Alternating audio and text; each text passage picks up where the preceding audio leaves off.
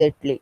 Now we have seen the latches. We'll see the flip-flop. Flip-flop is a circuit that maintains a status until the directed by input to change the state, right?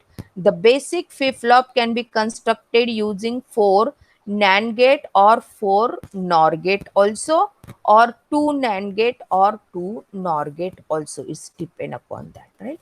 The type of flip-flops are there: SR flip-flop, JK flip-flop, D flip-flop, and T flip-flop. Each flip-flop has their respective applications, right? D flip-flop, T flip-flop is a toggle flip-flop. JK flip-flop is a master and slave flip-flop. It's used there. So the each flip-flop has their respective applications over there, right? Now this is a SR flip-flop. Today we'll see the SR flip-flop. You are bit familiar of a SR flip-flop. Now first you need to familiar with the truth table of the NAND gate. That's very important. The truth table of your NAND gate. What is? You need to revise this.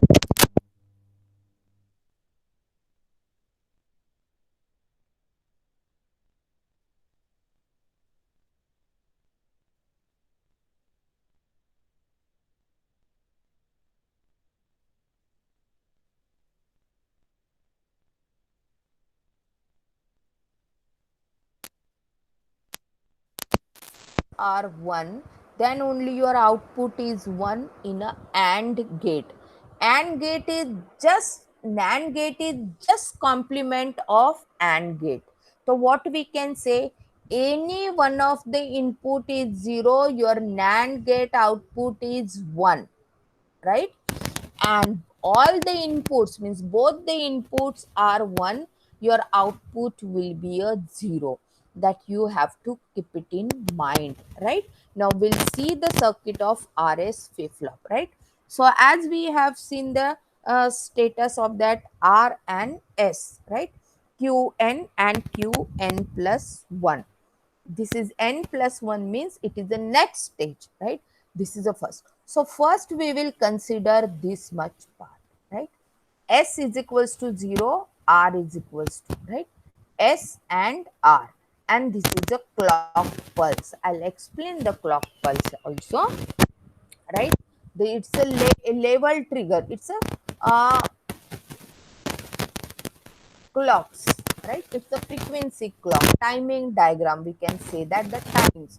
So this is the cycle of timings, right? So I'll see afterwards. This is a H trigger clock pulse, right?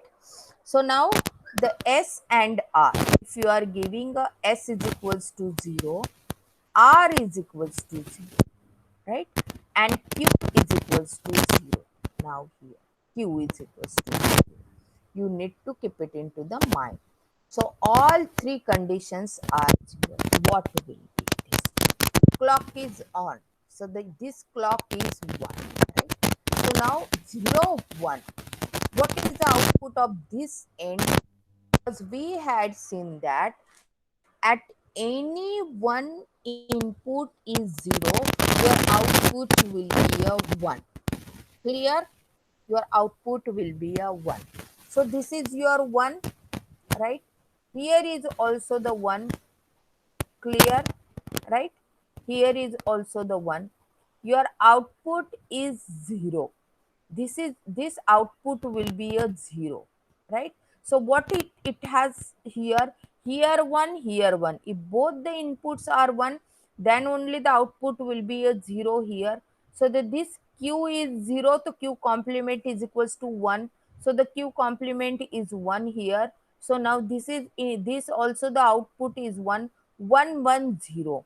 Again it comes the 0 here. So now this is 0, 1. Your output will be a 1. So it will change the state. It will be the same, remain the state whenever your S is equals to 0, R is equals to 0, and clock is on. Your output of Q is 0 and Q complement is equals to 1, right?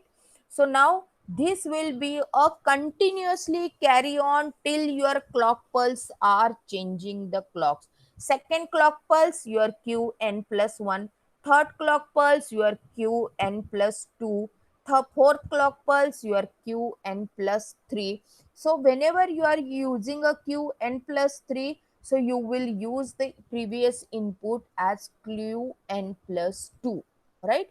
Your previous input is depend upon your next input is depend upon your previous input.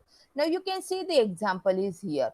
Qn plus 1 is the next input, but this input is this output is depend upon your previous output, right? This is also the output Qn, but when I'm completing this cycle and for the next clock cycle, it comes the Qn plus 1. Clear? So that is a sequential circuit, your previous output. But in this S is equals to 0 and R is equals to 0, your Q are not going to change. It will same remain if Q is equals to 0. Now see the condition of Q is equals to 1, right? Both are the 0, but Q is equals to 1. If it is a 1 here, so now this is what Q complement is 0, right? So if it is a 0 here and here is a 1, so the again my output will be a 1. So now this one will be a Qn plus 1. It is the next stage. Now the Qn plus 1, it comes here 1.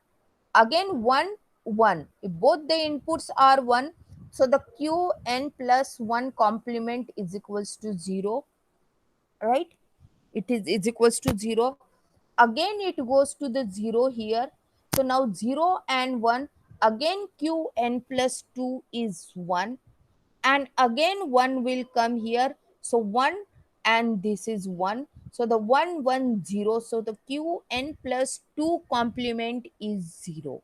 So it won't change the state, it will be a stable, and it is a remain whatever Qn plus 1 Qn plus 2, it is equals to the Q what you have considered.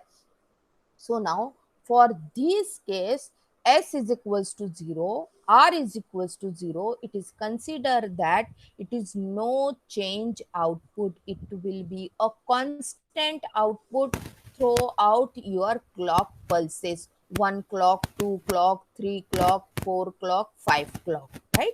Now the second condition we will see that the S is equals to 0 and R is equals to 1. This condition. S is equals to 0 and R is equals to 1. This condition, right? In this condition, first we'll consider Q is equals to 0, right? Q is equals to 0. Now this is 0 and 1, right? So any one of the input is 0 and clock is 1. So the output is 1 here, right? If this is 1, you are considering Q is equals to 0, so obviously Q complement is equals to 1. So this is 1. 1 1 means this is 0. If this is 0, any one of the input is 0, output is 1. So it is going on 0 1 0. Qn is 0. It is a constant, right? Qn will be a 0 Q, right? Now suppose I am taking the Q is equals to 1, right? Now this is 0 1. Any one of the input is 0 0, output is 1. Now this is 1, so this is 0.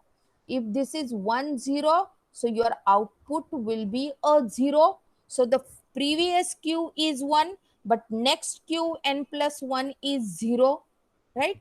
So now this 0 will come here, 0 plus 1. So the 0 1, any one of the input is 0, your output will be a 1. So now Q complement is 1. Again it is goes to the 1 and 0. Again it is 0. So when the Qn if we are considering as a 1, your Qn plus 1, n plus 2, n plus 3 all are will be a 0. So it is a reset. It is a reset because R is equals to 1, and in that R is equals to 1, it is a 0 0. This condition is called as the reset condition. This condition is called as a reset condition. Same condition for here. S is equals to 1 and R is equals to 0. Clock pulse are here, right? Here square clock pulse, right? So now S is equals to 1, 1, 1. It comes to the 0, right? If you are considering Q is equals to 0, so this is 1, right? So if you are taking 1 and this one, both the inputs are 1, output will be a 1, right? Both the inputs are 1, output will be a 1. So again it comes to the 1. So the 1 1 1 0, it is 0. Again it goes to the 0. 1 0, it is 1. Again it goes to the 1. 1 1, the output will be a 1. So whenever S is equals to 0 and R is equals to 0, whatever your Q is a don't care. When it is 0 or 1, your next stage will be a 1. So it is a set input. And in this condition, your frequently Qn and Qn plus 1 and Qn plus 2 and Qn plus 3 are frequently changing 0 to 1, 1 to 0, 1 to 0. So it is not a stable state in a flip-flop. So it won't consider under the SR flip-flop. That has recovered into the JK flip-flop and it is solved into the JK flip-flop. We'll see into the next lecture for JK flip-flop and how we have solved these SR flip-flops, the drawbacks into the JK flip-flop. Clear, girls? We'll see. So till now, Yes, ma'am. you need to study better. What are the latches first? Because until and unless you don't study the things and concept is not cleared, it is very difficult